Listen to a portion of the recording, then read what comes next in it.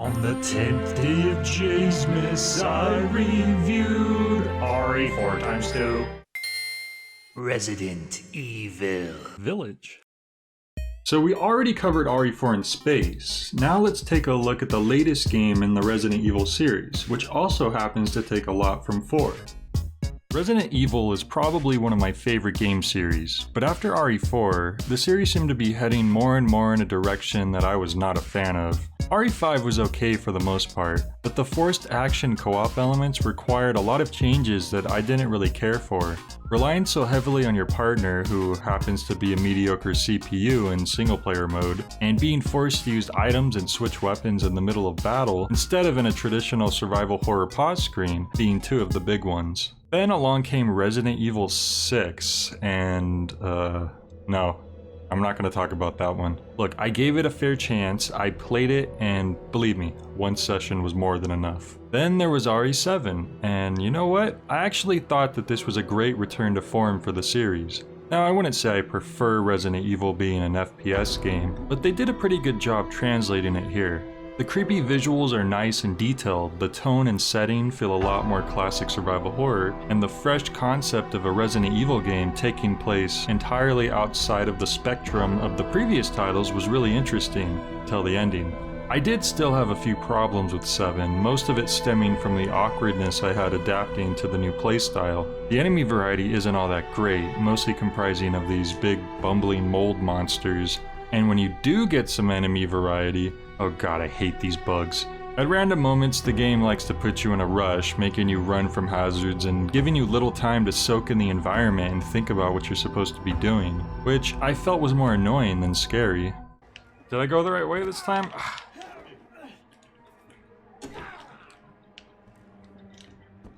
I'm already lost. Hey, there we go. I think... Can you stop grabbing me? You're like the freaking zombies in RE2 Remake on hardcore mode. Oh my lord. See, like, this is just annoying. This isn't scary to me. I remember the same freaking thing. Like, come on. Can you chill? Can you, like, let me take in the atmosphere and examine this place? This is only made worse by the fact that you still can't pause to use items and switch weapons, even when examining locks and other key items. I don't remember where I'm supposed to go with this.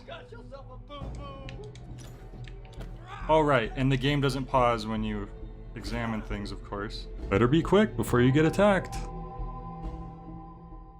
And now there's Village. And what do you know? I actually really love this game. On the surface you may think that it may not be all that different from RE7 since they were clearly done in the same engine, but believe me, there are a lot of differences here. In a nutshell, RE8 feels like they took RE7, ironed out most of the stuff I had issues with, and then injected it with a big healthy dose of RE4. And I don't just mean conceptually. Even the feel of the game harkens back to that wondrous GameCube title. The enemies have this mob mentality intelligence to them, much like the Ganados did, attacking you in groups with deliberate attacks and movements. These enemies also flinch at your shots and can be stunned effectively when hitting them in the right spots, bringing back that hectic yet strategic run-and-gun gameplay from 4 as well. Oh, and guess what? You can pause to use and organize items and weapons in a familiar cache case. Thank you, Capcom, it only took you a few games to get your marbles back together.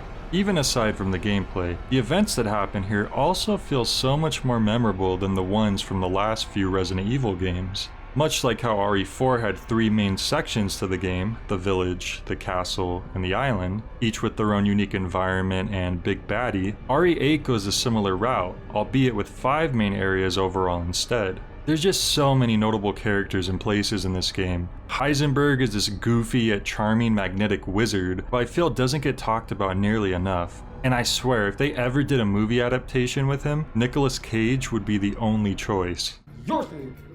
Take me out like the others, and then he gets to go and save Rose, right?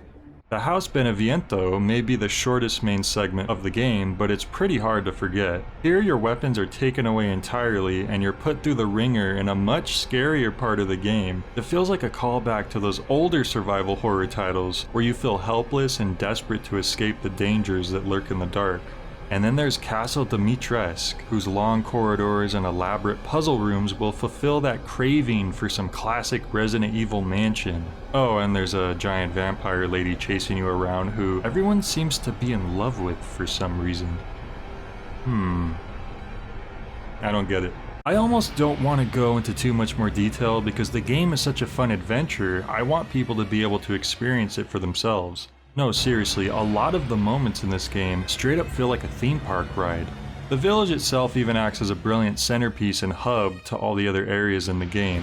Between the main objectives, you'll be regularly revisiting the village, and it's done in such a way that it doesn't feel tedious or boring at all. As you progress through the game, you'll acquire new tools that will slowly open more of the village and let you gain new weapons and treasures. There's even a number of side objectives available if you feel inclined to go after them, such as discovering the most prized family heirlooms of each of the 4 families, hunting exceptionally rare animals to make gourmet meals that will give you special stat boosts, and even battling special souped up mini-bosses that will drop loads of treasure. The visuals in the game are stunning even on my last gen PS4. The game has a number of epic boss fights, and you can once again upgrade your weapons with the return of a merchant character, this time in the form of the Duke. This game is just awesome. Okay, the story can get a bit just plain bad at times, which is kind of hard to get into without spoilers. Chris is really dumb in this game. But yeah, as long as we can ignore that, overall, it's a really grand experience.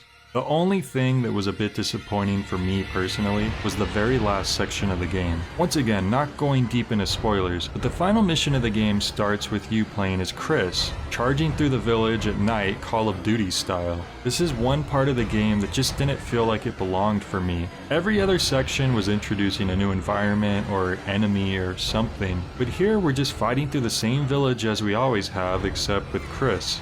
Sure, he has more powerful weapons, but even that doesn't feel like it's quite right. If you wanted to show this contrast between the less experienced Ethan and a decked out veteran Chris, then they should have just made this part of the game a cakewalk, blasting through enemies like nothing. If you're gonna lean in that direction, you gotta go all the way, man. I think this part could have honestly worked out better as post-game content, much like the story DLC in RE7, separating it from the main game, but still being a neat little side thing to do as an epilogue. You know, as I'm working on this review, Resident Evil Village is actually up for nomination as Game of the Year. Wow, imagine that! The perfect final addition to all the ways that RE8 is like the modern day successor to RE4. Well, unless it doesn't win, and that would ruin everything, but I'm sure it'll win. I'm sure it'll... Let's move on to the next game.